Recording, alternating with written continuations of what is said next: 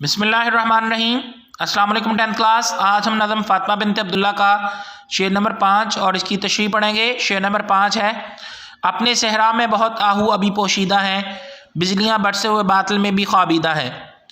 تشریح: اس شعر میں شاعر مشرق ڈاکٹر علامہ محمد اقبال جنگ طرابلس میں جام شہادت نوش کرنے والی کم سن عظیم مجاہدہ فاطمہ بنت عبداللہ کو خراج تحسین پیش کرتے ہوئے کہتے ہیں کہ اس قربانی نے اس بات پر مہر ثبت کر دی ہے کہ آج بھی دین اسلام کے لیے کٹ مرنے والے لوگ موجود ہیں۔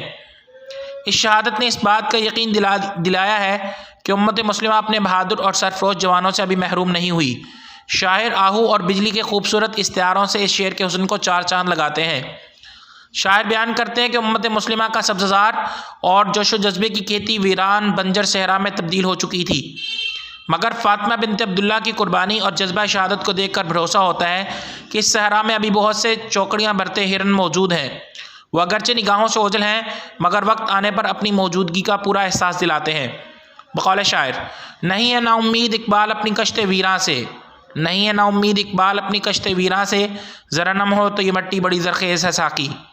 شاعر بیان کرتے ہیں کہ مسلمانوں کا بادل برس چکا ہے، وہ اپنا دور اقتدار اور ایام عروج دیکھ چکے ہیں۔ ایک وقت تھا کہ چار دانگ عالم میں ان کی حکومت و سلطنت تھی، دنیا کفر اسلام اور مسلمانوں کے نام سے لرزہ براندام ہوتی تھی، مگر شومی قسمت کے یہ امت زوال پذیر ہو گئی۔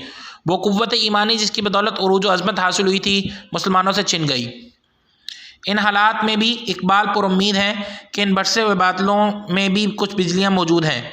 فاطمہ بنت عبداللہ بھی ایک ایسی بجلی کی کوند کی مانند تھی۔ جذبہ ایمانی وہ جذبہ ہے جس نے کم سنی میں فاطمہ بنت عبداللہ کو میدان جہاد کا راستہ دکھایا۔